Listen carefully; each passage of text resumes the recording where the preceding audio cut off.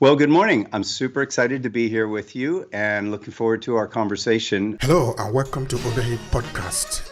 I'm your host, Obehi Ewafo, and I strongly believe that everyone has a story to share. Now let's get started into this episode.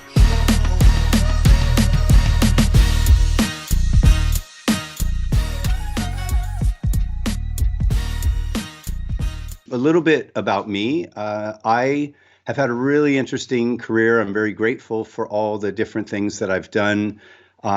Primarily, what I've done in my life is I seem to find myself right at the point where technology or something major in society is changing, and I tend to find opportunities for businesses, either for myself or for some of the other people that I've worked with, in those kind of middle grounds. So I'll give you an example. I started a video production company when video went from tape to digital. That was one of my first companies.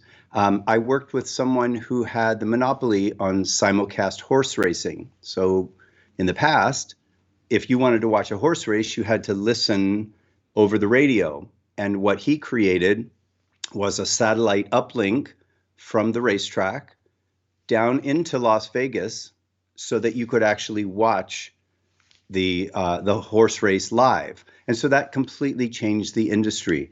I started a web development company when everybody was just freaked out in the early days, not sure, how do I spend my advertising dollars? Should it be TV? Should it be old newspapers or magazines? Should it be all online? Should it be some online? And once again, when social media came, same kind of thing. Everybody said, should I keep doing web ads with Google ads, or should I now be doing just Facebook or Twitter or Snapchat or TikTok or any of these things? So I also helped a real estate person. He really shook up the industry, and he ended up being the number one real estate guy in the whole country just because he looked at the industry. He said, things are changing. How do I take advantage of that?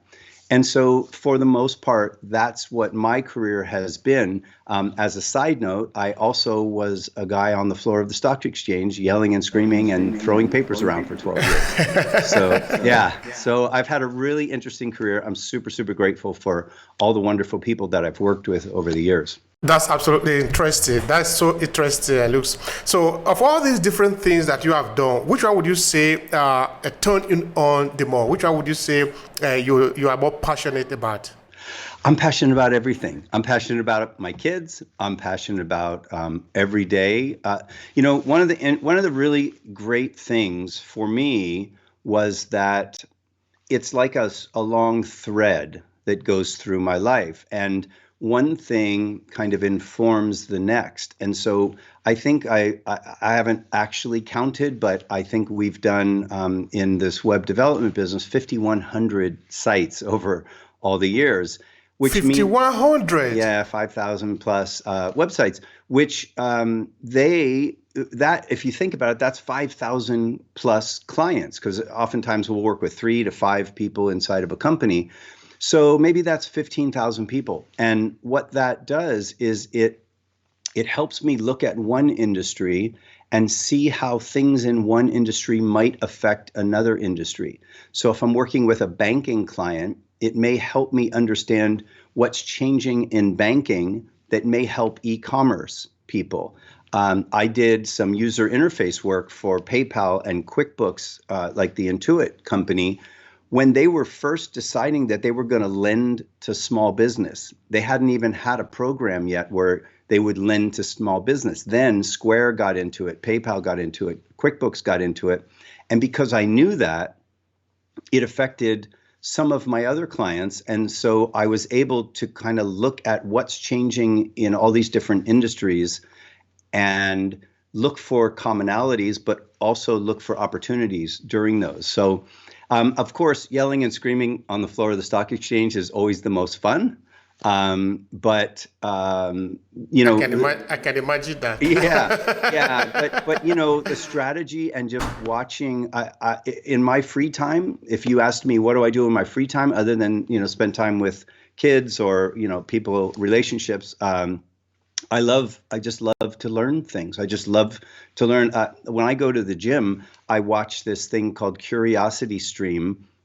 A couple days ago, I was watching something about all these things. They're called tidal machines, and they're TIDAL, and they are trying to maximize the waves and get energy from the waves and ship it back to the land, so that it's like putting big windmills in the ocean. And I look at that and I go, I love that. And how will that affect companies? And what's interesting, Obehi, for me is that I can also put on my trading hat and think to myself, how will that affect these companies in a financial way, but also how will it affect them in a strategic or a marketing way?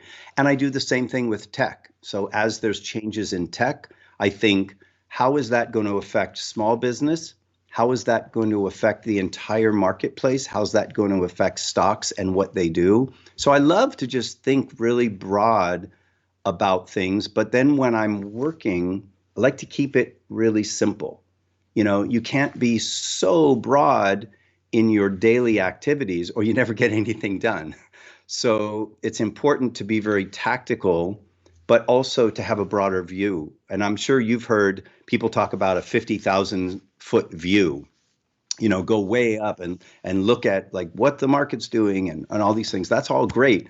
But on a daily basis, it's important to know, what are the goals for today? What are the goals for this week? What are the goals for this month? What are we trying to accomplish right now? Otherwise, you're running in a bunch of different directions and nothing really ever gets done. Today's conversation is around technology. So Yes. I'm going to be learning a lot from you, because the other time we did say that you have been to the Silicon Valley, you have had a good experience there. Of course, some of these companies that you are making mention of that you have worked with, I want to believe these are also some of the top ones there in Silicon Valley. So yes, technology is a thing that we play with today in our different businesses, even in our regular life. Yes. Now, looking at it like this, because this is 2022, what would you say is the importance of technology in businesses today? It's a great time. First of all, it's a fantastic question, and it's a great time to talk about it because we all just came out of COVID. And what we all learned in COVID is that prior to the middle of 2019, the majority of people didn't need to know how to use Zoom. They didn't need to know how to use Skype or Microsoft Teams or Google Meet. They didn't have to do video conferencing. They didn't have to have lighting in their house. But very quickly, the world changed.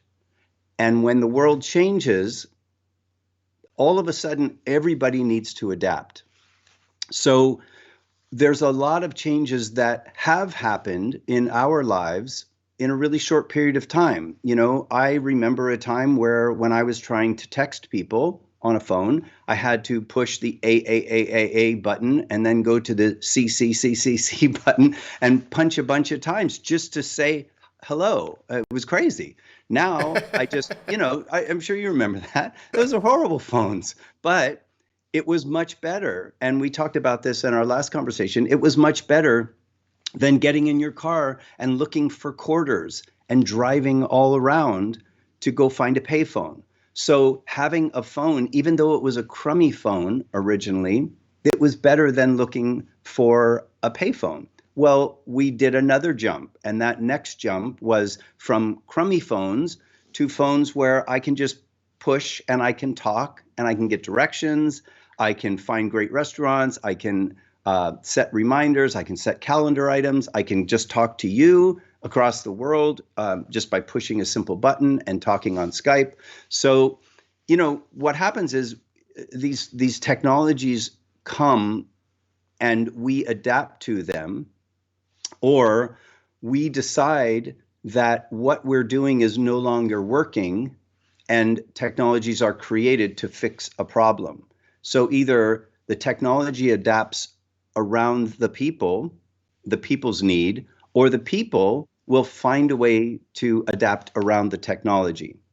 And so a lot of people in Silicon Valley, and obviously I don't speak for Silicon Valley, but a lot of people in Silicon Valley are trying to find that balance. They try to find the balance of what is it that people want, what is it that will make their lives better, but not so dramatically different or difficult that the adoption is almost impossible. And I think that VR, virtual reality, is one of those things that will get better and better and better, and still up to this date, although it's just starting to change, has been really hard, because you don't want to walk around with this gigantic thing on your head.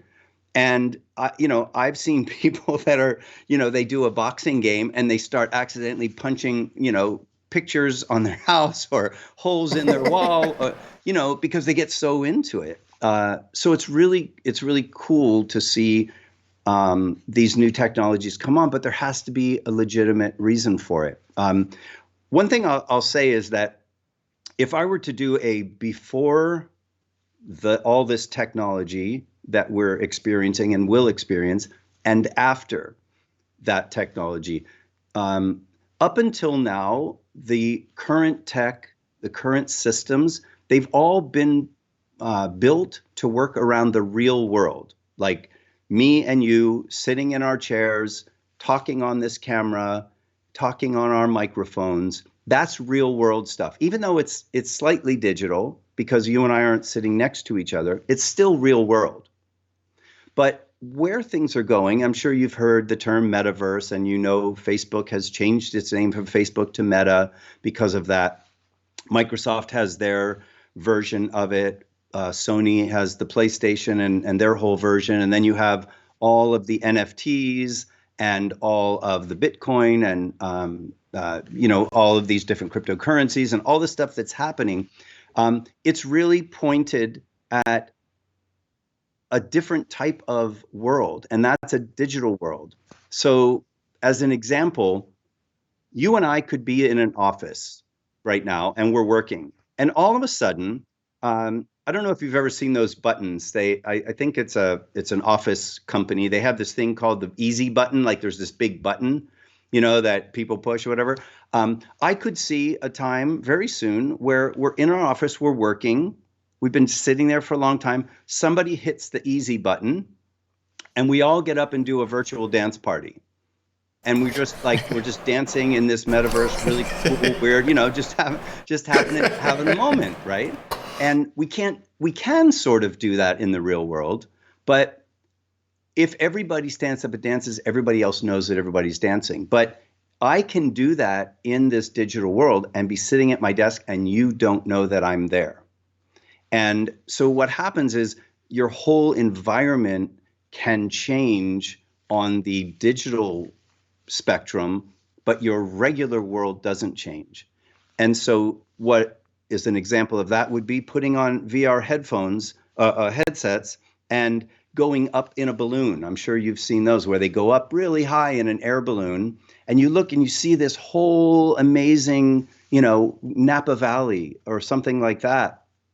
And your brain doesn't know any different. Your brain thinks you're up in a balloon looking at Napa Valley.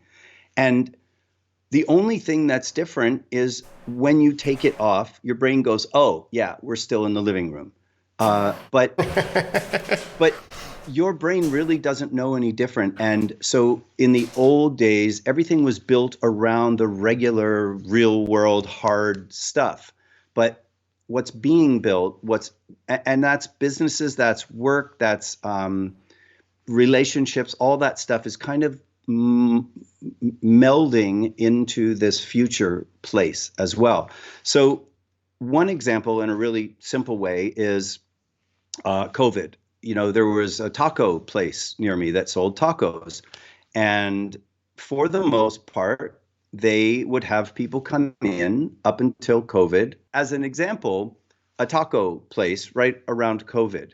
I used to go there and just go in and have tacos, whatever, veggie tacos or something.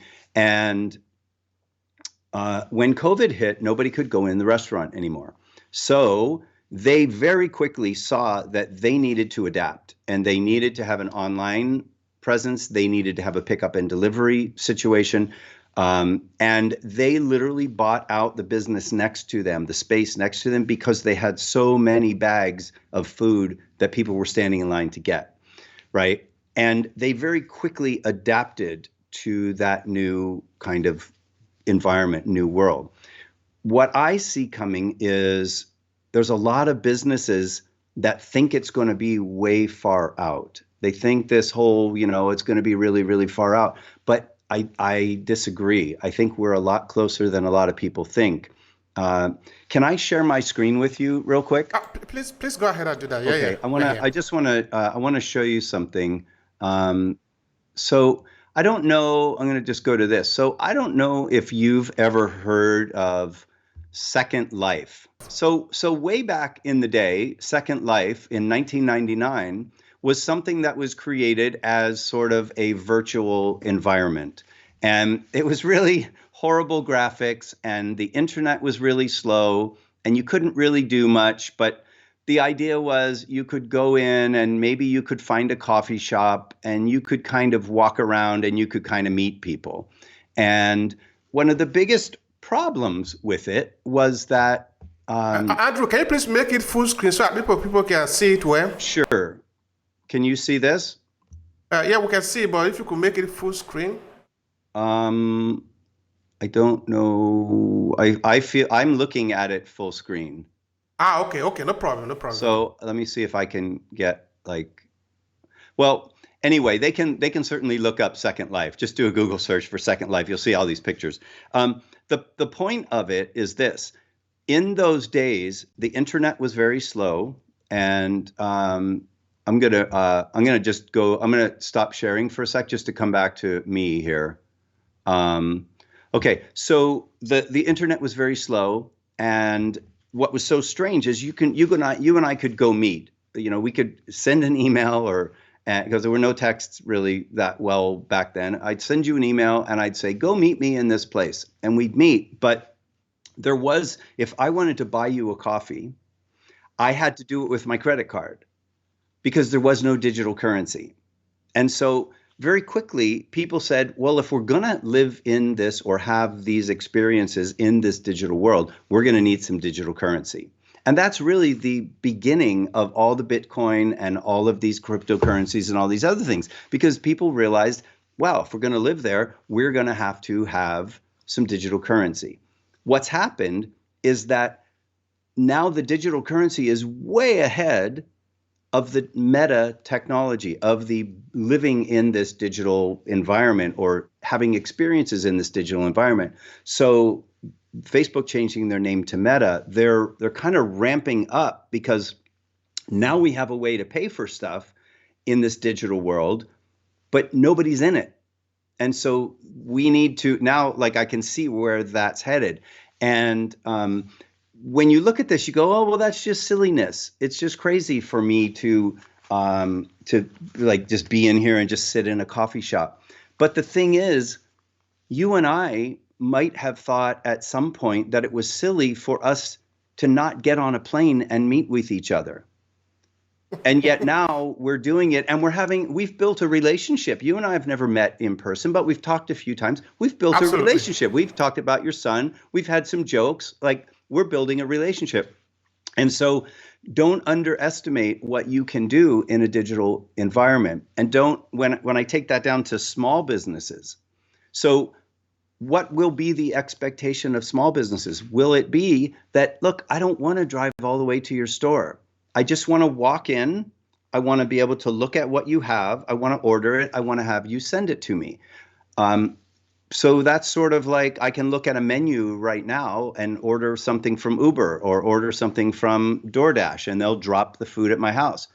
But what if a competitor allows me to look at the food being made, to look at the back of the kitchen and see what it's like? Or if it's to have somebody that's a virtual person and they talk about, this is where we source all of our food. We source all of our stuff at local farms, local farmers. It's all organic stuff. And given the same amount of money, will I choose the person that shows me more about the food, more about the experience, in a digital world, or will I choose one that's just on a menu in a picture? Most likely you're going to choose the one where you get more information, where you see the video, where you interact with people. So I think what will happen is that people will start to jump, and then everybody has to jump. And the reason I feel that way is because I remember, as I said in the beginning of this, when I was working with the guy in Las Vegas, the horse races, everybody thought, oh, the horse races are fine. You can listen to it. You can just hear who's winning, no problem. But as soon as it became obvious that you could watch a live horse race as opposed to listen to it over the speakers, nobody went to any of these casinos unless they could watch a live horse race. And I can see very easily dresses, e-commerce, just doing business with somebody. If you don't have the ability to connect and interact with your either employees or your customers in this new world, you're going to be kind of like that guy, that company that or that casino that only lets people listen to horse races rather than see it, right? All right. So, now, Luce, yes. This is 2022. Right. We are sort of preparing to enter into this new world. I want to use your word for it. Yes. Which companies are out there that are sort of championing this type of technology that you are talking about today? And you did make mention of Facebook. Yep. Can you share with us what are they proposing? Something that people can be getting their amount worth for just now.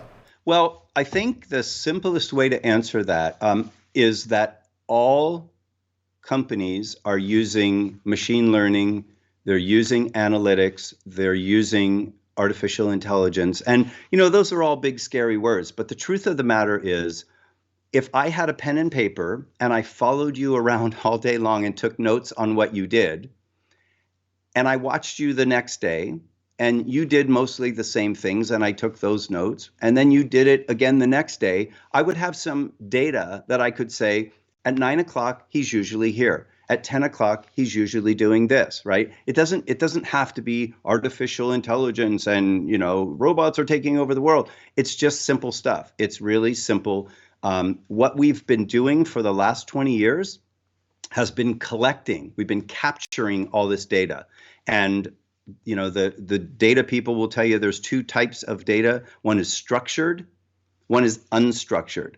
Structured is you're 9 o'clock you're here, 10 o'clock you're there, and I can draw a graph and say, here's where you are on Wednesdays at 9 o'clock. That's kind of structured. What's unstructured is if one day you just randomly decide to start singing happy birthday while you're walking, there's no real way to capture that because it's just this random thing that you just started. And so some of that stuff is also getting pulled in. But the point is, it was all captured over the last little bit. Now they're going to start using it for predictive stuff. A company that I work with, they make cameras that do facial recognition. And one of the things that they are doing right now is and I'll just give you an example.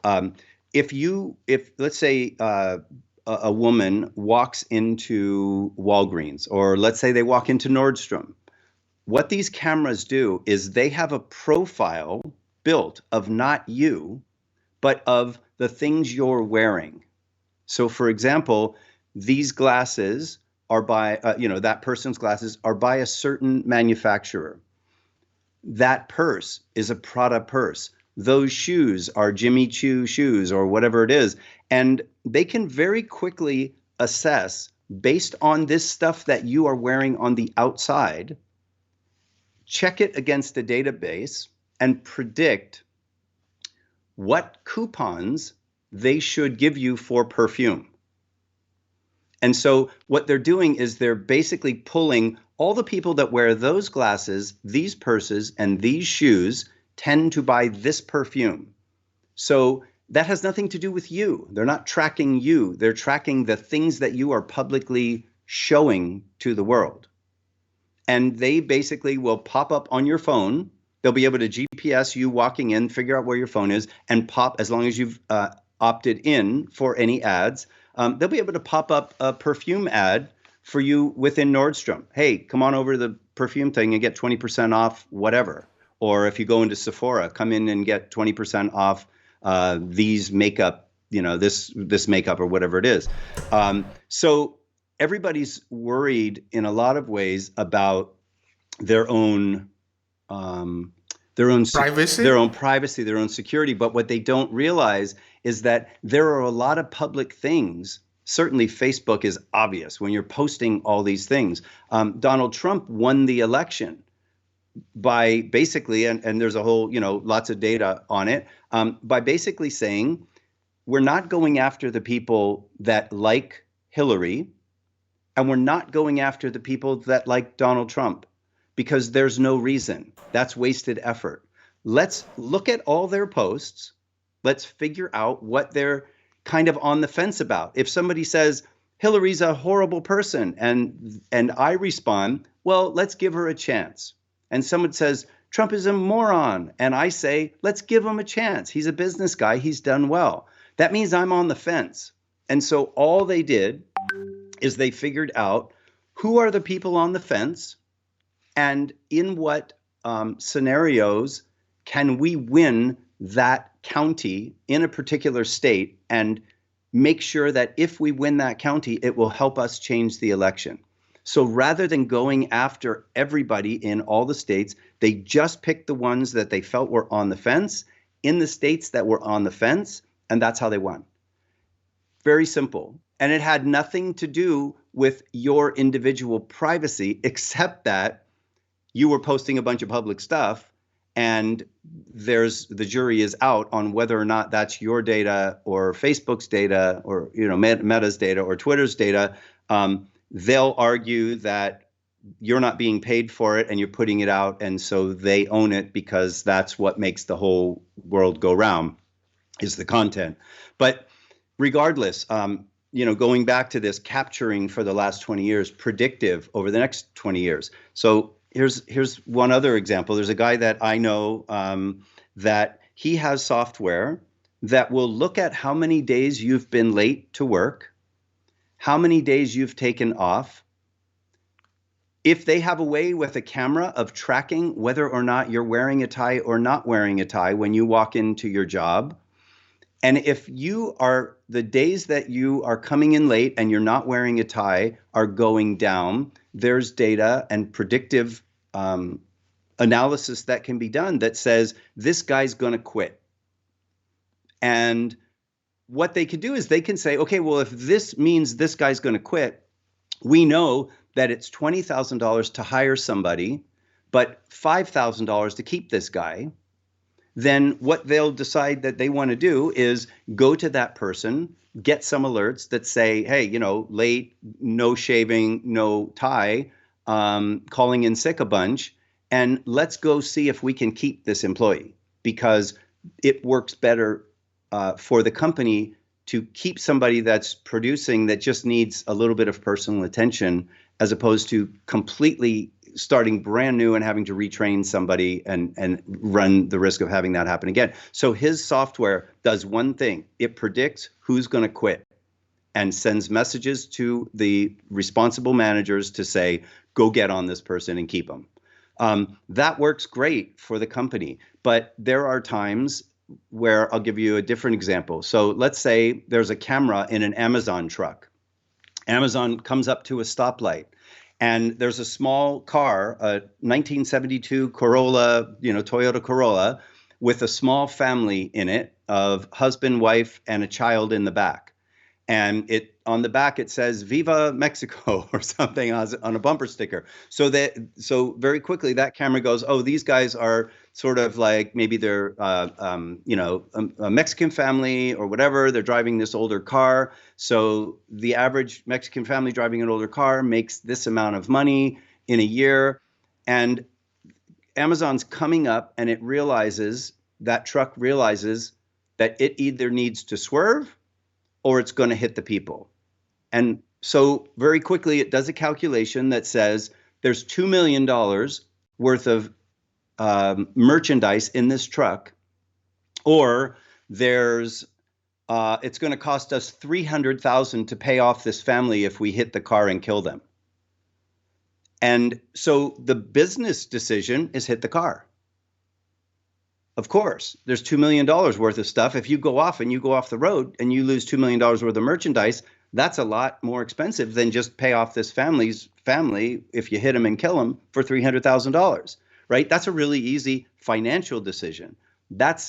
It starts to very much step into the morality and the quality of human beings and how much a human life is worth and all those kind of things. But we have to be very careful that we don't allow this analytic stuff to get only be based on numbers or profits or any of that. And I'm all about profits in a company, but you gotta find that line. So, whether it's tracking somebody who's going to quit, whether it's looking at your education and saying you have this amount of education, you most likely will never make more than this, because this is what your education level is and these are what your jobs are. So we're not going to give you a loan for that house that is out of your reach. We're just not going to do it because we don't feel like, from a predictive standpoint, you'll ever be able to pay it off. And we don't want to do it. All right. Now, this data and also the analysis of it, based on maybe the data we have collected, if based on that, say, for example, using the example of loan, somebody is not giving a loan. I'm trying to see how accurate those data can actually be. Because what is the possibility that this individual will not change? Because what if it changed tomorrow? Will the data still be accurate if based on that he was not given a loan? Yes. I'm trying to look at it from that perspective. What would you say? Yeah, and that is it's a really interesting question, because there are lots of studies in places like India where they do these microloans where they give somebody $300 and they change the entire town, or they change the village, or they change life for their family just because somebody gave them a chance. And so that gets weighed, or should be weighed, in some of this predictive stuff. It can't just be all in the past. And that's why we captured all that information to say, here's historically what people have done. But then it has to be predictive to say, yes, but there were also people and that had that path, but then they had a change of heart, of money, of whatever, and they changed. And so that's where it really starts to get interesting, and it really starts to become important how this stuff is being programmed. Because you and I know that, I told you I started one of the first web development companies a long time ago. I know lots of stuff about search and SEO and things like that. If you and I decided to open a wine business, or let's say a dog, like a pet store, you and I wanted to open a pet store, I don't need to know anything about pets. I just not have to know about Google SEO marketing. And I can drive more people to my store than you. And I don't even have to know anything about pets, right? All I have to know is how to get people that if they search pet stores, that I come up first. Very simple. And so there's ways to get to the top of Google search by just paying. You don't even have to be a good company. If you have enough money for advertising, you can be at the top. Those kind of decisions, those kind of things that are all tied in, it's all interwoven in a really, really complex future. And I think for people to underestimate that is a mistake. I'm not a big, scary future person. Although I think we need to be really careful about what we do to this planet, because this planet can only take so much. I know that, and I know this isn't related, but to some extent, places down in the US, down by the coast where there's all the hurricanes and like Louisiana and places like that, where they think, if these icebergs melt, and the polar ice caps, if they melt, then the water's going to rise. Banking companies are only doing 7 or 8 year loans in some of those areas where they think the tides are going to rise. The reason that they're only doing that is because they predict that the houses will be underwater. So they don't want a 30-year loan where 20 of the years the house is underwater, right? Because the people aren't going to pay. So they're just not doing loans any more than 8 years until we find a solution to these tides are going to rise and these houses are going to be underwater. But that's all the quality of the data, right? If my data says 20 years, your data says 10 years, I can do 20-year loans. But if I'm wrong, then my company goes out of business. So that's where it starts to get really, really tricky. And how, like I said, it's all very interwoven. You know, the more, the more data that you have, and also the other little tricky part is, where are you getting that data? So if I'm buying that data from a company that everyone else is using that data, but no one's doing their own research, that could be hugely problematic, because you think that the information you're getting is correct, but it may not be.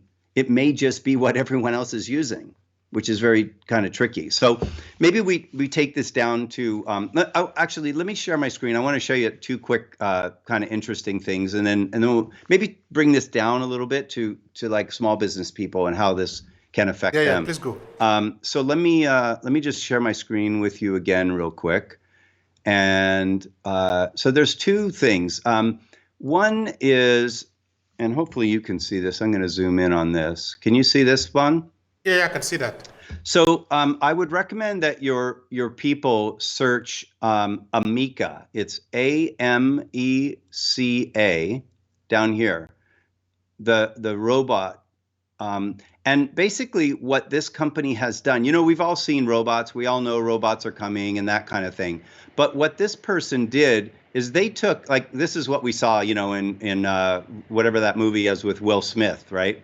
But this one, what he did is he took the human face and he said, what are all the muscles in the human face? And he built the software around the muscles of the face. And so I don't know if I play this, if you can really see it well, but I would just recommend go look at Ameca, AMECA robot. And if you look at the face, can you see that? Yeah, I can see.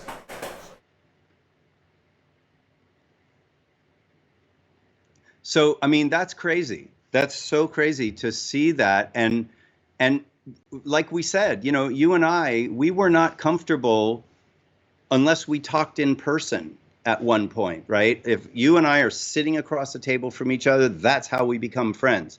But we evolved and we were like, hey, you know what? We can become buddies over the internet. No problem. We can like share stuff about one another and our lives and things like that, and develop a relationship.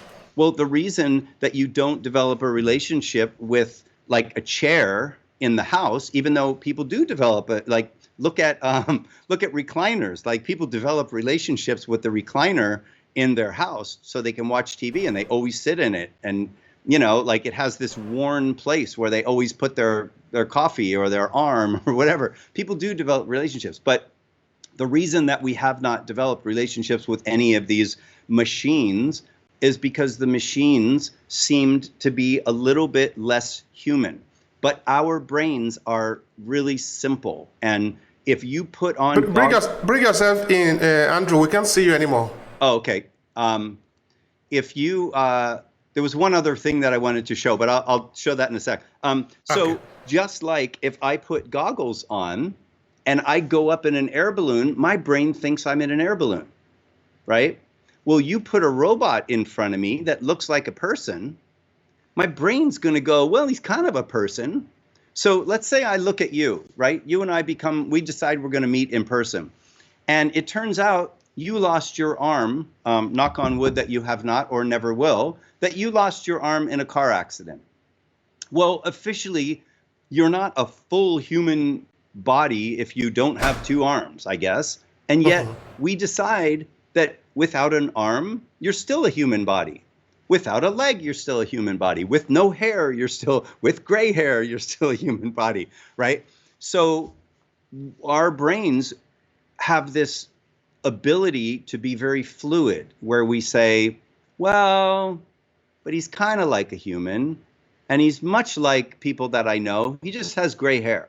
So I'm going to let him into the human category. Well, if I look at this robot, my brain goes, well, maybe if his skin wasn't gray, if his skin was a little bit different and you just put a shirt on him, I'd kind of like this guy. He's kind of cool and he's kind of funny. And if I go like this, I put my hand up to his face, he goes like this and he pulls back. So that's what people do. So I could see where people will start developing relationships. Well, again, like same exact stuff that I always say. If all the other companies have a human being and people decide that they want to have a really cool robot that they can talk to, either as a counselor or as somebody that helps them shop at Best Buy. When I'm walking around, I don't want to talk to the Best Buy guy. I want to talk to the robot and ask him stupid questions and go, hey, I don't know if this TV will work in my house, but I don't want that guy to think I don't know stuff about tech. So I'd rather ask a robot. And so if all of the companies start to do robots, you better have a robot for your company, or no one's coming to your company anymore. Andrew, there is a curiosity. I think some people want some clarification from you. Yes. Now, where does this technology place human being? If we can have a robot doing the same thing as human being, of course, I understand that we are still far away from that. No, we are really actually still far away from robot that can actually do the work that human being does. Because human being is not just because you are this tall or you are this fast or you talk like this. There are a lot of complexity about how we are able to live. So to say that robot is going to be able to do this one in just these few years, I don't think that is even a possibility. But help me anyway. Yeah. Where does this place human being, our interpersonal relationship as human beings? Well, so let me put it this way. This is what I really believe. If I go in right now, when 20 years ago, when I didn't need to wear glasses to see stuff up close, like I can still, get on a bike and go ride, no problem. But if I try and read something at a middle-aged person, I can't read anything. It's impossible anymore. So I need these little corrective things to fix that. If I go in for a driver's license and they say, read that chart, and I can't read that chart, they won't give me a driver's license. Simple as that. If I put on my glasses, they say, okay, you got to drive with glasses, right? Really simple. Well, if everybody starts getting optimized eyes in order to keep up with everybody else, everyone else is going to do that. And you're starting to see it with plastic surgery. People that are 80 years old or 70 years old are still 100% functional. Their brains are great. Not everybody, but the people that have taken care of themselves. And they're realizing that in order to compete in this world, they need to look a little bit younger. And so they do a little bit of work. Well, just like that, we're going to start to say, if I need to compete in a robot world, I'm going to need to run faster. I'm going to need better legs. I'm going to need better eyes. And as the robots become human, in my personal opinion, the humans are going to start adapting themselves to be able to do a little bit more technical things that humans weren't necessarily built for. And we're already doing it. Like, we're already all walking around with a phone. So if you said to me, look, you can have your phone in your head. We'll just put a chip in there and it won't ever hurt you, we promise. But you won't have to carry this stupid thing around anymore. And you could just put on a set of glasses anytime you need to see something, and we'll just project it out onto the glasses for you, or like a thing like they have in cars where it's like a digital display out in front of you. I would pretty well guarantee you that as long as people felt it was mostly safe, and certainly there's always a risk with everything, they would start to have that embedded. There's already people that are embedding themselves. And if you don't know anything about CRISPR and that whole technology of gene splicing and editing, and people are able to do all kinds of crazy things on themselves already, and we're starting to have legal issues with that. But people generally want to be better. They want to go to the gym and they want to be stronger. So if you give me a way to be stronger, if you give me a pill that will make me smarter, if you give me something that will allow me to be better in this world, and not necessarily always better than other people, just better than myself. Just, I like to be smarter. I like to run faster. I like to lift more. I like to jump higher. If you give me that ability, I really, truly believe people will take it. So although there are some jobs that nobody wants to do, that robots will be really good at doing, there's things that the human body just should not lift, because if you lift it, your spine will compress and you'll have nerve problems and pinched nerves issues. You're physically not built to do that. These machines might be able to do that, but I do think that it's not going to be just the humans versus just the robots. I think we're both headed toward the middle, where we're evolving ourselves, just like now we have fire, now we have wheels, now we have cars. We don't ride horses anymore. We're just going to adapt, and we're going to need to adapt as the technology grows. So the more it adapts, the more it adapts. If everybody else can fly, you're going to have a very lonely life being the only one that walks. It's really, All right. it's really Andrew, simple, right? there is this curiosity that I have. Yes. Now, when we talk of robots, talk of AI, are we looking at tools that we can use to improve ourselves, Absolutely. improve our environment, or are we looking at alternative to human being, No. something that is independent of the human being? Yeah, absolutely. We're looking at things, and there's things available right now. And I would suggest to the people that have small businesses to use some of these. I'm just going to throw out a couple. Let me share my screen one more time and just show you one last quick thing, and then I want to hit a couple of those. So as soon as this shares, so this, I'm going to zoom in on this. And if you want to look this up, you could just look up this person's name. It's Pinchas Guter, Pinchas, and he was a Holocaust survivor. And basically what he decided was that he wanted to have his story told so that people could ask questions about what was it like to be in the Holocaust with the Jews, all these 6 million people being killed, men and women and kids.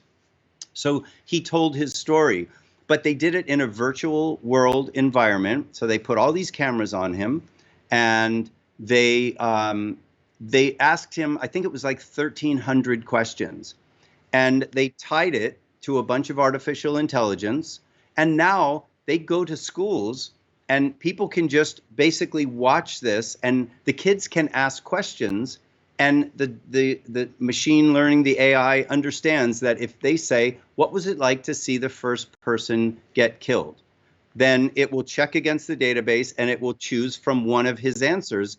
And although it may not be exactly the question that was asked of him, the system's smart enough to answer things so that people can have a real interaction. They can really ask questions and learn from this person based on his personal experience. Where that might play out is where if you digitize your grandmother for your son when he graduates high school, you might bring your grandmother back so she can experience that, and your son can have your grandmother there, even though she passed away 10 years ago. So there's all these different technologies that will come and they'll find a place. But let's take it way down and make it really, really super simple. So if people do a simple search for writing artificial intelligence, just like writing AI, one of the things that we do in social media or in strategy is we need to write a sentence about, let's say we're talking about your podcast. We need to promote your podcast. So I can write my own version. This podcast is fantastic because he brings on great people and he blah, blah, blah, blah, blah, right? I can put it into the AI. It's a free tool. There's lots of these companies out there, and it will rewrite it for me, grammatically correct.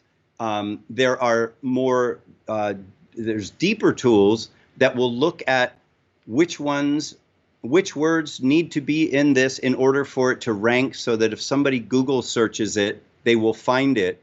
And there's lots and lots of tools that MailChimp is a email service where you can send out mass emails to people.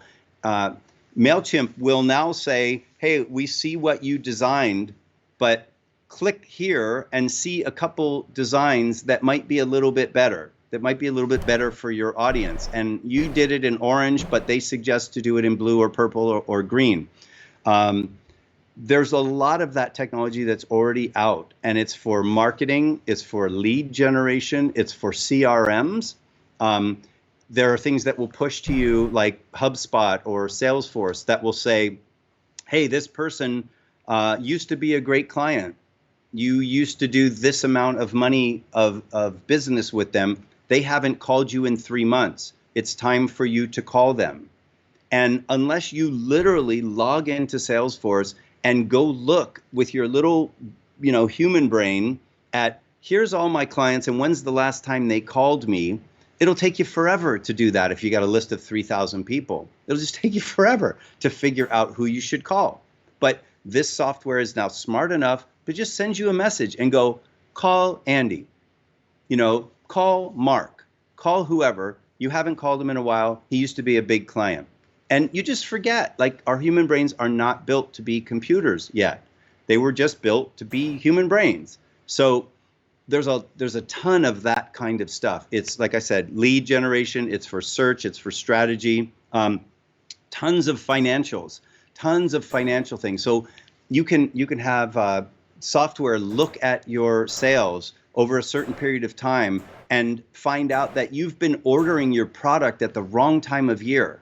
Because the way that your sales come in, you've been doing it because you think you know what you're doing, and maybe you did based on what you knew in the past. But now with this data that's been collected, it's saying to you, no, don't order in June, order in March.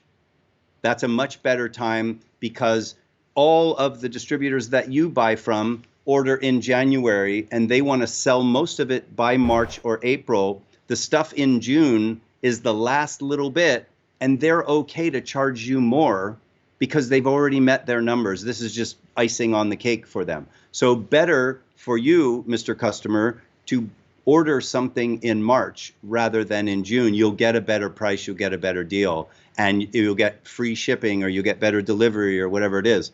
So those kind of things are all out there, and most of them are all free tools right now. So, and I can't imagine anybody that's in an industry that cannot right now be helped by free tools, just AI tools, machine learning tools, any of that kind of stuff. And I think, again, like as you were asking, are humans, humans are over here and robots are over here. I think our brains want to think regular people doing business are over here, a burrito shop is over here, but all the machine learning, Webster, whatever, Watson, all these big companies are over here. That's not true. It's not true at all.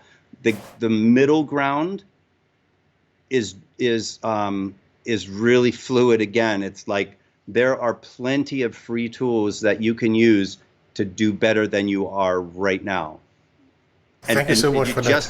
You just have to know what you're looking for. And for a lot of people, it just means stepping back and going, how can I make this better? And in the new world, rather than how can I make this better? Well, I'll just give them free shipping.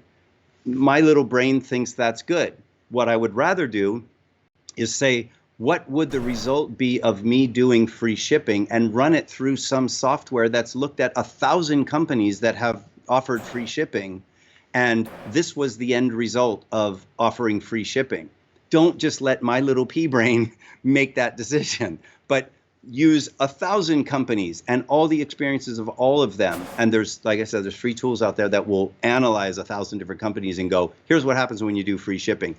And with all due respect to all the wonderful people that are on YouTube selling things and helping people, don't just pay somebody, $300 or $12,000 or whatever you're paying them so you can watch a YouTube series on free shipping. Because unless they have access to 1,000 companies who have done free shipping, they're telling you based on their own experience, not on the experience of 1,000 companies. This is what you need to really succeed in this world these days. All right. Now, talking of tools. No. It's important. It's important. All of it are important here. Of course, you are talking from experience, no? Now, um, of this free tool that you are talking about there, not both paid and free tools, most of the people that we are concentrated on here are in the business of content creation. People who want to create content Yeah. and to serve other people, basically the knowledge economy. So what kind of tools would you recommend for people that are working in areas like this? It can be blogging, writing content, creative video, Yeah. marketing, or things like that. Yeah. There's plenty of tools. Adobe has a whole suite of tools now. There's something called Canva, Canva, which is really, really super simple. You can just say, I want to create a promotional brochure. I want to create an infographic. I want to create an email. I want to create a video. And they have a bunch of free content, images and music and free things. I think Canva's, if you pay monthly, it's $12 a month. Even if you needed to do 2 months worth and send out all this until you got customers, it would cost you $25. Like, for me, I'm fortunate that I ran a business when I first started this web development thing. I merged it with an advertising and PR firm. We had 250, employees and 27 designers and a whole bunch of different people. Some of these designers, we had to pay $250,000 a year for that level of design. But because all that design had been collected over the last 20 years, there's now predictive stuff that can say, here's the best design. If you're trying to sell a tree cutting service or a plant watering service or a dog walking service, here is the best stuff to use based on you. Where we will go will be, here's the best stuff to use, but we need to know where you are, because we need to also make sure that all of your competitors are not using the same thing. Because if everybody uses the same free tools, it's like everybody's doing the exact same thing. So if everybody's doing the same thing, then nobody's doing anything original, and then none of it makes any difference. You might as well not just all do what you're doing anyway. So it's being able to stay ahead of it enough to know that you're using these tools in a way that's helping you, but it's also not making you like all your competitors immediately. And there's a fine line there. And that is, I want to be recognizable. Just like I want that robot to look a little bit like a human, so I feel comfortable with it. I want your brand and your logo to feel comfortable to me, so that I feel comfortable using it. I don't want it to be so dramatically different that it like my brain goes, I don't know what that is, right? So you want to be close enough to what other people are used to, but different enough that you stand out. And there are people that are working on tools that will figure out that balance, that type of thing. So a couple more, gosh, anything. I mean, it's all so much better. If you had lived my life 15 years ago in this industry, you would be shocked at how great it is. I mean, literally, we're working on a video for this company, a promotional video, like for the corporation. And it's so funny. Like, for $24, we can go buy all these animations, all these video animations for Final Cut Pro or something like that, for $20 that would have cost $8,000 a few years ago to have somebody custom do it. But the thing is, I don't need custom. I just need it to look good. So I just have to make sure that all my competitors are not using the exact same thing. And I'm not saying that you shouldn't use custom people. And I'm a huge believer in the quality and the heart and the effort that designers put into their work. I'm saying, if you're a small business and you don't have the budget, don't ask your 6-year-old daughter to do it in crayons. There are plenty of free tools or really cheap tools that you can do that can elevate the quality of the work that you put out and the consistency of the work that you put out. One of the biggest things that I see with people in tech is they always want to try something new. Let's try this. Let's try blue. Let's try flying things. Let's try birds. Let's try, whatever. It's too confusing. It's too confusing for the consumer. The consumer needs to know when it really comes down to it, what is it that you're selling me? How do I know for sure it's going to last? How do I know for sure if I need it again, you're going to be here, you're going to be in business? And to the extent that you can do that with graphics or text or images or audio or video. I just had a call right before this call with somebody, and I talked about just him doing what you're doing, which is jumping on YouTube and talking to his customers, talking to his clients, and helping them better understand what his product does. It doesn't have to be fancy. It's so much better than it ever has been. That I think that's a really, really simple way that people can elevate their leads, their clients, and the people that will stay with them for a long period of time. One final thing I would just add to that, and that's, there's a lot of influencer stuff out there. A couple years ago, influencers were being paid $15,000 a month to sell things that they try on a hat. Some of them, really high level, Kim Kardashians and those type, $175,000 to eat a popsicle on a video or something, or like here's some, this is some coconut water. So I hold that up, and now Whole Foods has to pay me $1,000 for holding up that coconut water.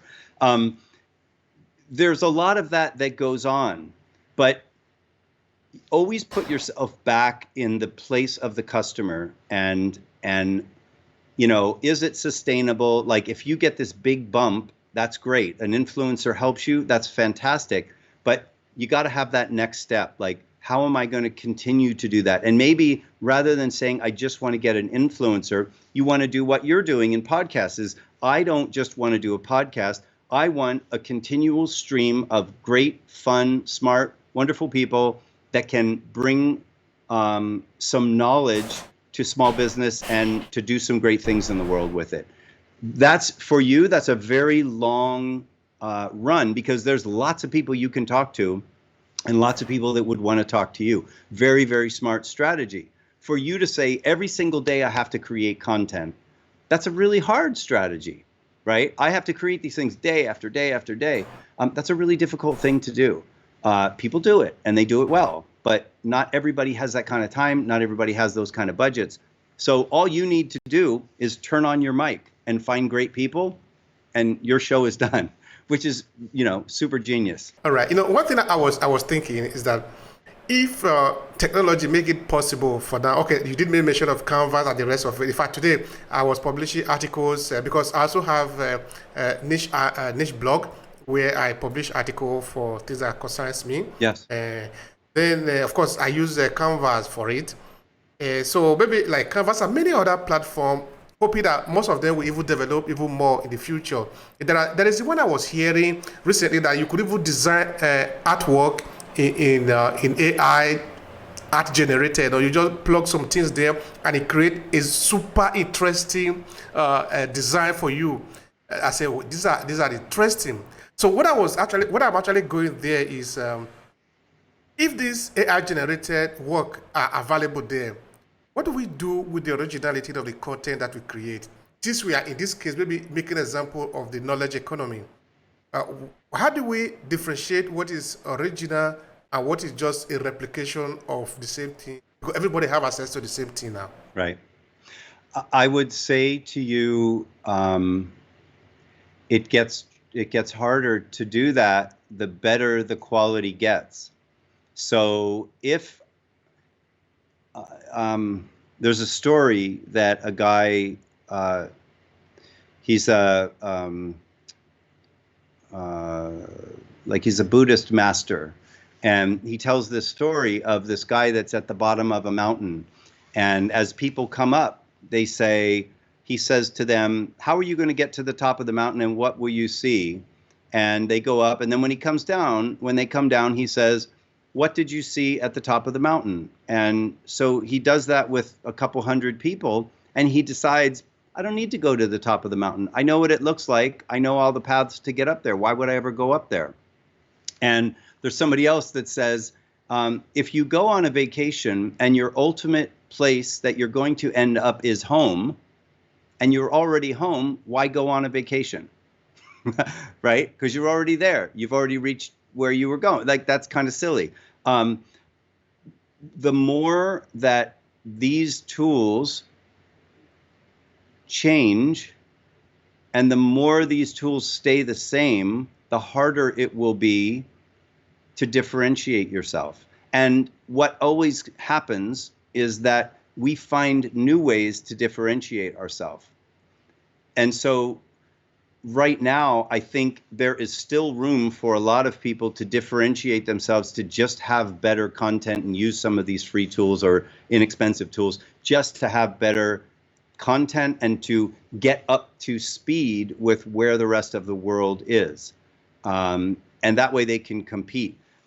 If I feel like what you're doing is the same as everyone else, when I was a kid, I used to fish. Like, I used to go fishing after school, and there was this bridge that I would go to. And if I was on this side of the bridge and everyone else was on that side of the bridge, and I started catching fish, everybody from that side of the bridge would come over to my side. And once they did, no one was catching any fish over there. So then I would just go to the other side of the bridge that they just were at. And now I catch fish because no one's over there, because they're all over at this other side. And I've always kept that in my mind, because it's very similar to marketing. It's very similar to strategy. It's very similar to content. You want to do enough similar that it's recognizable, but sometimes blue is not cool anymore. Red is the new thing. But if everybody's doing red, then it's time to go blue. If everybody's doing blue, it's time to go back to red. So our brains, fortunately, are still very simple. And we like what we like, and we like things to be unique and different. My son is a big music person, and he looks and works with people that also have created music 100% with artificial intelligence, that are just experimenting with these tools. And I'm sure you've probably seen, or if you Google it, you'll find stories on it where they took human editors of movies, like the trailers of movies, in a world where whatever, like they do that beginning thing. I've seen some. You're right, the beginning trailer. And there's professionals that do this, and they get paid a lot of money because that's what drives people to the movies. But what they did is they also had machines, artificial intelligence, take all the content. And what that did is they looked at 10,000 movies that are all science fiction and said, what were the top science fiction movies that were released on a rainy day on a Tuesday in January? And they said, this, based on all this historical data, this is what the trailer should look like. And to the human eye, they were just a little different, like slightly better. Some people would say this one's slightly different.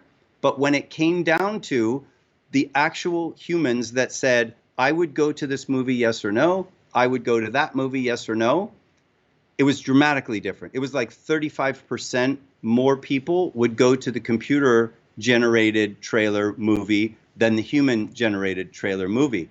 So what that means is we're going to, as humans, need to start to embrace some of these technologies and use them in our jobs. It doesn't mean they're going to put us out of a job. It means we have to leverage some of those technologies, which means we're going to actually have to learn some stuff, which is okay, if you keep a really open mind about it, rather than all the typewriters are gone and there's no more jobs for any secretaries or admins because I can't use a typewriter. Well, that's not the way it is. Like, you just use a computer now. Same job, basically. Probably harder work for sure.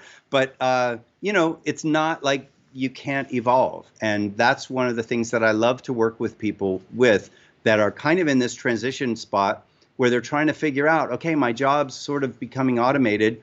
What is it that I'm going to be able to do? And we can find transferable skills that you have, or things that you'll need to learn, or things that might be a slight offshoot of what you've been doing, maybe in a different industry, or maybe in a slightly different market, or whatever, where people can thrive. Like, we are meant to thrive. And we certainly, I don't think, have anybody that wants to just make it so no one can work or no one can thrive and find their purpose in the things that they love to do in life. I don't feel like that's the goal for anybody.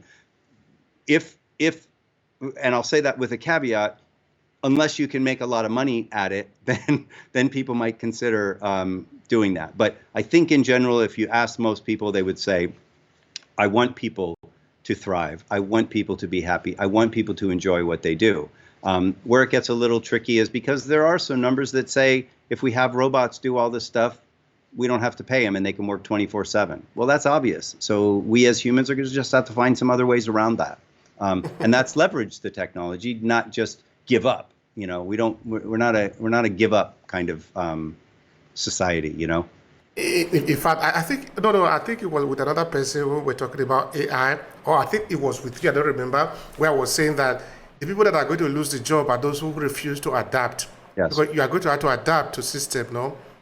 Because technology, the AI that we're talking about, is already everywhere around us. In fact, no. Of course, this is not general AI, the one that we're just going to compete with human being. That is not what we are talking about. Because if we are looking at AI as a tool now, it means you are going to have to use it for your own good. If you refuse to use it, then you are out of the job. So, sorry, go home and rest. Right. All right. But Yeah, let me just address. please. May I just address it real quick? I'm working and just about done working on this book, and it's called Changing Tribes, Tribes. If you go to changingtribes.com, you can pre-order it, and I'm giving people a deal that I'm actually going to have a conversation with them if they pre-order this book. But the whole premise of that is, you know, in the really early days, the Indians and other tribes, you know, these people would come in, and if they didn't evolve, I'm all about fighting as hard as you can, but when it's so obvious that fighting is not going to work, and I don't know exactly what the crossover is for that, but at some point you need to adapt and you need to change, and it doesn't mean it has to be painful. It can be fun, it can be exciting. There's so many different ways that you can go about it. But if you are a diehard and you put your feet, you know, your head in the ground or your feet in the ground and you go, I'm just going to keep trying to be a person that uses a typewriter, you're not going to win. Like, if the rest of the population, if the rest of humanity says typewriters are out, typewriters are out. And you better have Bill Gates kind of money if you want to bring typewriters back because, or, you know, Warren Buffett or somebody like that, because it's going to be really, really hard to stop what's happening. And so looking in the future and seeing how things will change, and then looking at your industry and your job and saying, how am I going to be affected? And if I am, how will I evolve? Not change necessarily as much as evolve. I think that you'll see that there are a lot of ways to do it, a lot of opportunities to do that. And that's a really important thing to remember. It's not all gloom and doom. How can we use technology to get more increase in our business? I mean, to better leverage technology in our businesses. What are your strategies? Yeah, there's two things primarily. One is, what are the strategies for getting new customers? And then what are the strategies for actually three things. What are the strategies for keeping the customers that you have and increasing? So if somebody's a $10,000 a month or $10,000 a year client, how do I bump them up to a 20 or a 15? So that's one strategy. How do I go get other clients, new clients, and how do I get back clients that I've lost? And there's different strategies for all of those. There's tools for them, but really simply, if I'm going to go get new clients, I've got to decide where am I getting them from. Either I'm creating a new market, which is cell phones that didn't exist. All of a sudden now, you know, so some people would argue that was the telephone people moving over to cell phones, but you still would use a telephone in the house and have a different phone in the car. So, you know, that's a slightly different market, but that was a go create a market, go create an industry type of thing. You might be in that business. If you're in I do something that other competitors do, what I would recommend is people use some of the search engine tools and figure out, and Google has free ones. You could do a keyword tool and figure out what is it that people are searching for and ending up on the best websites. So for example, if you and I both have podcasts and your podcast is better than my podcast and I'm trying to compete with you, what I would do is figure out with these tools, what are the keywords, what are the searches that people are doing to land on your site? And then I would need to add that content to my site, and I would need to make sure that I'm ranking.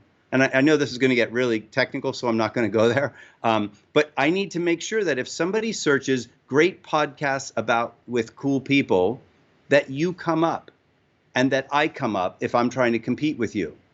If I say great podcast that Andy does, and I rank for that, but nobody searches it, or one person, and that's me, searches it every month, I'm not going to win. There's nobody searching it. So I don't care if it's great podcasts that people are using to find your site or peanut butter and jelly, and they're searching peanut butter and jelly, and the majority of people end up on your site. I don't care what it is. I just need to make sure as a competitor, as somebody who's in business that wants to get some of that traffic, I need to make sure that I am connected with the searches that people are doing. Because how do most people find stuff right now? They search for it, right? If you are a store that's driving down the road, if everybody else has a clown that's running around with a big sign about their sandwich shop, it's going to be really difficult because most people might not be using their phone in that area. They just look for the clowns, right? They just know there's the clown. That's a great place to eat. Let's stop there. If there are no clowns and everybody is using Google search, a mobile search or map search or whatever, you better show up on map search. So that's going and getting customers. The stuff that we've already talked about, the keeping and mining the customers that you have. There are companies that are making huge strides, and any of the CRM companies are doing a really good job of it. There's lots of them. If you just Google CRM companies, or you can message me through here. I'm happy to give you a couple examples of some. But to mine those people and to have some analytics around it, and if you know for sure that it takes 3 phone calls to a customer before they, or to a prospect before they become a customer, then you make 3 calls and you don't worry about them saying no in the first 2. If you're keeping that data and you go, every single time I call this person 3 times, not in the same day, obviously, but if I call them, over a month 3 times, on the 3rd time, 100% of the people buy my product. Then you should feel good about getting through the 1 no and the 2 no's in order to get to the 3 no's. If you have no data, then after 1, you go, he doesn't want to buy my stuff. She doesn't want to buy my stuff. After 2, you go, they definitely don't want to buy my stuff. But if you know for sure and you're keeping track of that, then it takes 3 emails and 3 phone calls and people turn into clients. You will be more motivated to make those 3 phone calls and make those and send those 3 emails. So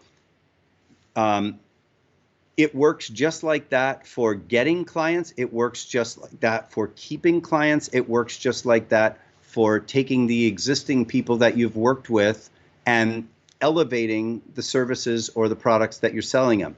2-for-1s or special, if you buy this, you get 2 of those for free. Any of those kind of promotional things work great as long as you know for sure that it works. And the only way to know for sure it works is not have a gut feeling or not go, oh yeah, I got it all up here, but actually have some stuff that's tracking it. And I don't think you can do a really good job with a human brain and an Excel sheet trying to stay ahead of your competitors if they are using stuff that digitally connects that information and gives them predictive analysis. And predictions on this is the time to call them at 3:00. And some of the tools are doing that already. MailChimp, for example, we're saying that again, or SendBlue, or any of these email companies, they say, right when you hit the button, it goes, hey, I know you want to send this right now to everybody, but if you wait until 2:30, you'll have better results. And so then the human brain goes, I know better than this stuff, and you push the button. But that's not the right way to do it. It's not trying to trick you. The tech is not trying to trick you. The tech is trying to help you.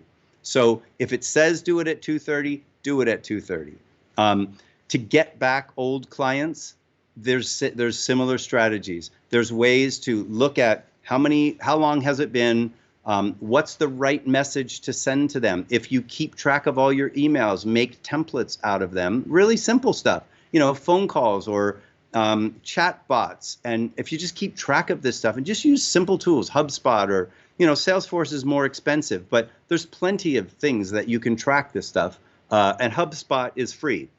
HUBSPOT, HubSpot.com. It's a very simple CRM. It tracks all your emails. It tracks when the last time, and it has tasks, and it'll say to you, hey, it's time to call that guy again or that woman again. But if you're not doing that stuff, then it's just a crapshoot every single time. If I'm a salesperson and I'm not using a script, and I'm not saying sound like you're scripted, I'm saying use a script and don't sound like you're scripted. If you're not saying the same thing every single time to every single prospect or every single previous customer trying to sell them something new, if you're not saying the same thing, the data is not clean. The analysis is not clean. You're doing something different every time. So when you said, hi, John, I'm happy to talk to you today, and you say, hi, Mary, I hope you're having a great day. That's not the same phone call. It's a totally different phone call. You cannot track the stats on those two because one little tweak may be the difference between 100% sales and 50% sales. So if you're going to do something, you can evolve it, try new things. But as a base, always do the same thing as often as you possibly can with your design, with your graphics, with your text, with your content, with your communications. When I have a phone call with somebody, I tell the same jokes sometimes just because I know people laugh at those jokes. Don't tell a joke that isn't funny. It doesn't go over well. So it's just really, really important to have that level of consistency, and the tools will help you have that level of consistency. I see that you were spending a lot of time, in fact, you did mention of it a couple of times, which is search analysis and all that. I don't know if you want to give the basis. What is the basis of search analysis? SEO, of course, I'm basically talking because, like I said before, we are in the information economy. That is our industry, as it were. So please help us with that. Well, yeah, the basics of SEO are actually really simple, and it's no different than if you wanted to go meet somebody on a date. Really, really simple. Number one, you need to show up when people search for you. That's obvious, right? If I am going to go on a date with somebody, I need to show up. Otherwise, it's not going to work.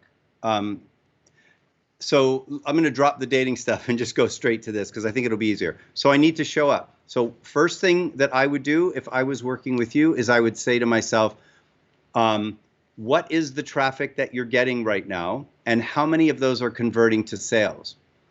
One of the big mistakes people make is they try to have a bunch of traffic come to their site. But if it doesn't convert to sales, it's a waste of time, a complete waste of time.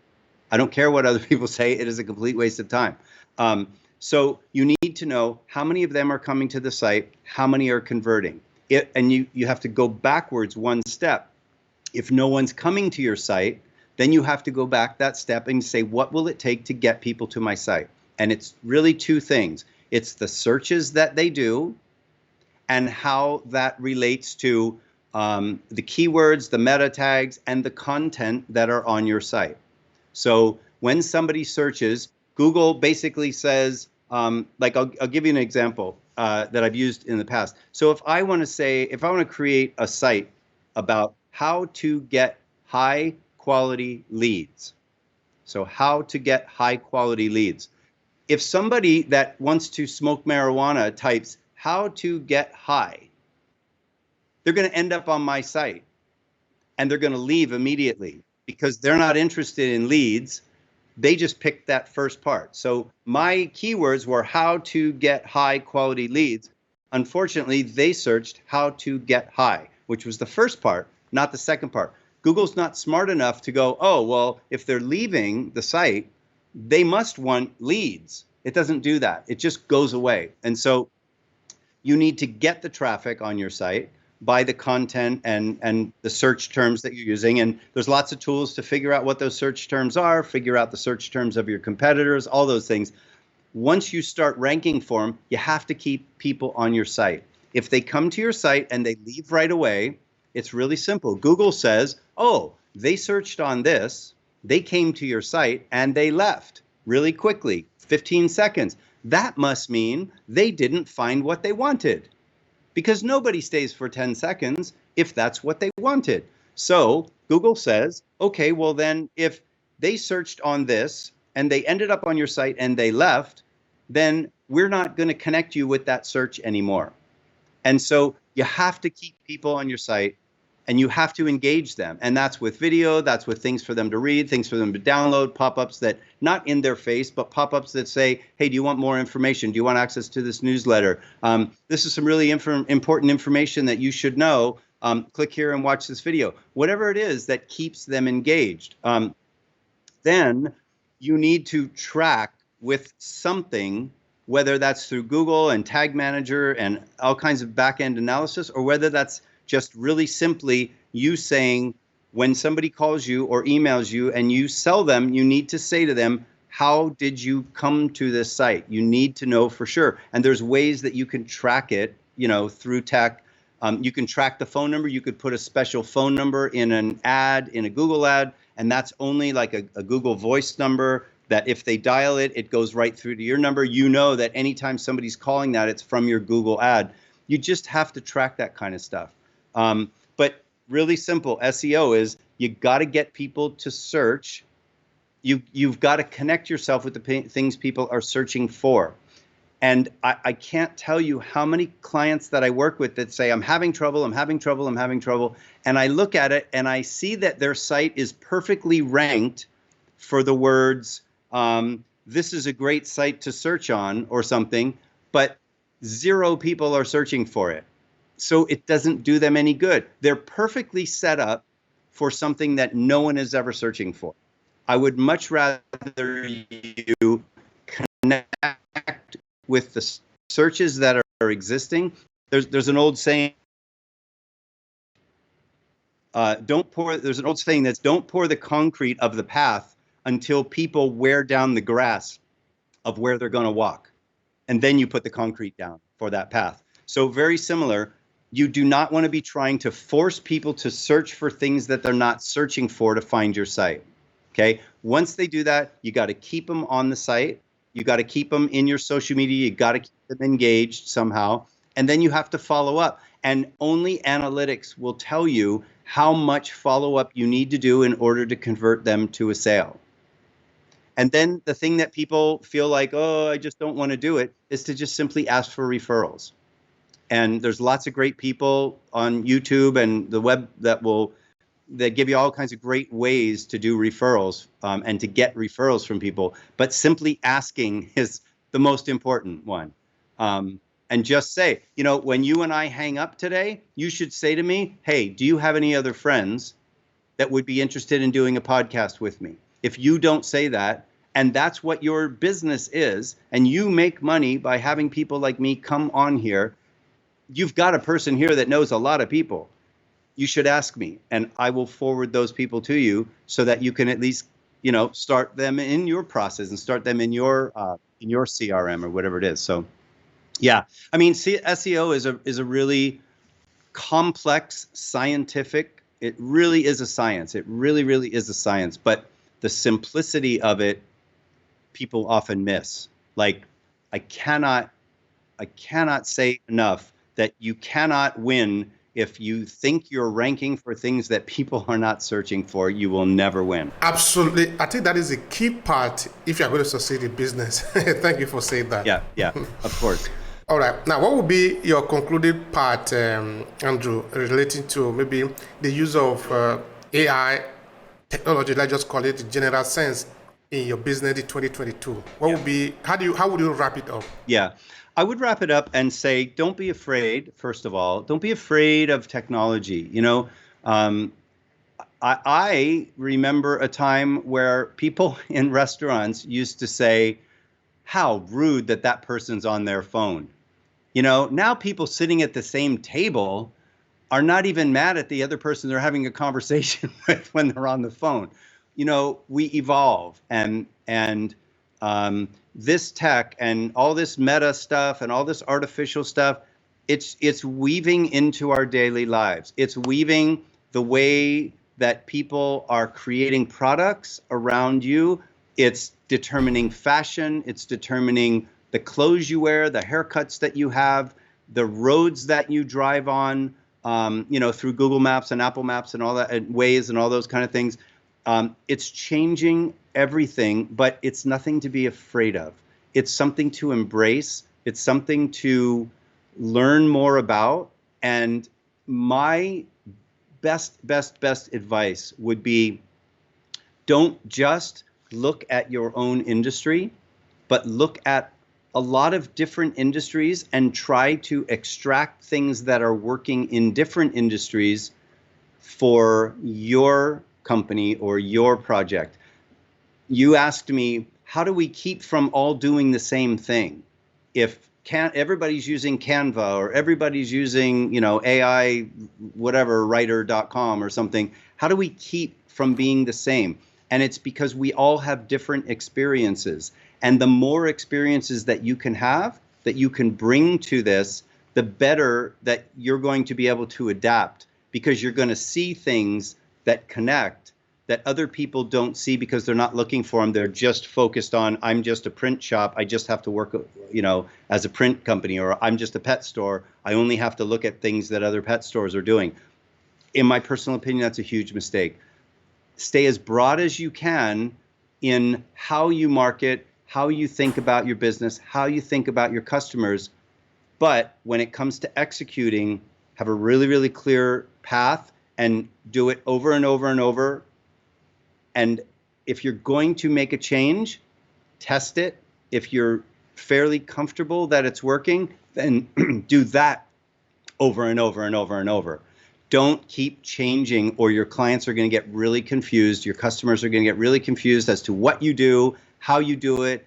Okay, well, what do I have to do in order to get free shipping? You don't want that stuff. You want it really, really super simple, really, really super clear. Remember, you are still selling to humans.